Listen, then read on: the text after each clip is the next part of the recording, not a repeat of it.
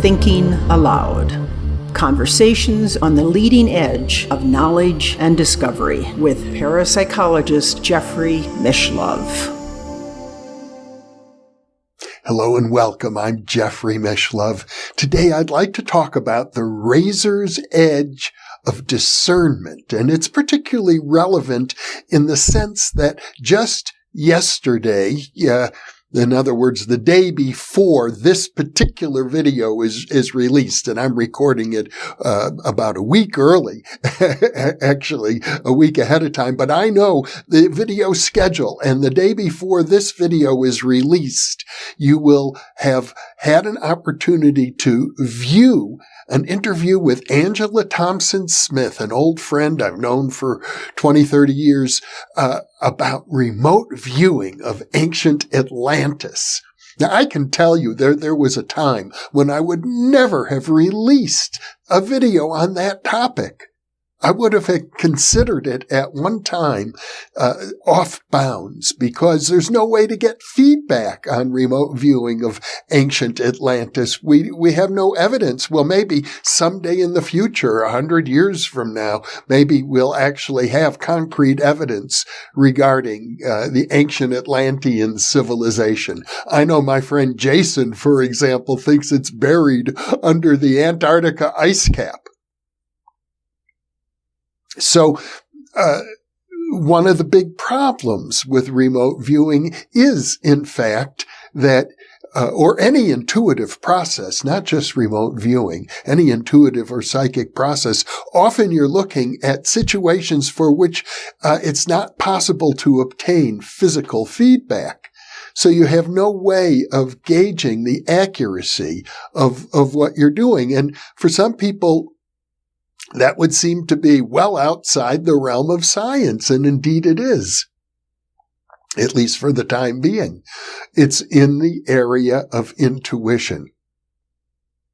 And as the former president of the Intuition Network, I've taken a good hard look at the use of intuition. There are people who disparage it, and our culture as a whole disparages intuition. Of the 4 psychological functions identified by the great Swiss psychiatrist Carl Jung, intuition has the least emphasis in Western culture. We much more highly value feelings, emotion, music, soul, passion, or intellect, or sensation. But intuition is in last place in our culture, which suggests our culture is out of balance. However, at the same token, the most successful people are highly intuitive. Inventors, entrepreneurs, people who know to be at the right place at the right time with the right idea. That's intuition. And it comes, I think, from a deep inner source. But with regard to remote viewing, one of my feelings was, at the time, some 20 years ago, more than that, 1996, as I recall, is when the government stopped its formal funding of the remote viewing program. And at that time, the rumors were that the program had sort of degenerated to the point where the original project managers inside the government were gone, and the program was being turned over to new people who wanted to have nothing to do with it. And also, at the same time, you had people in the program who were doing things like Angela, my friend, is doing, using remote viewing to look at aliens and UFOs and ancient Atlantis and things for which it was not possible to achieve scientific validity. It puts us in a funny position, but the truth is this, that almost every day, each of us is required to make decisions for which we lack adequate information or understanding to make a purely rational, scientific choice. So we're forced to rely on our intuition. And we all do it, for better or worse. Now, with regard to parapsychology. I mentioned the razor's edge earlier, the razor's edge of decision-making, the razor's edge of discernment that we all face. As a parapsychologist, I'm keenly aware of it because, on the one hand, in our culture at large, you have a big chunk of the academic scientific community who, in spite of the fact that there are now well over 1,000 scientific experiments in the areas of extrasensory perception and psychokinesis, you find, especially in the United States, almost zero academic programs available. It's not considered yet a respectable topic. And it's one of the reasons I launched this TV series, as a matter of fact, or this video series on YouTube, because I felt very lonely having a doctoral degree in the field, not really being employable at any mainstream university because of that fact. And within academia, well, you basically have the general attitude, which was expressed to me, I think, very clearly by Dean William Schack when he tried to revoke my doctoral degree in parapsychology. He said to me, "Major universities don't award degrees in parapsychology."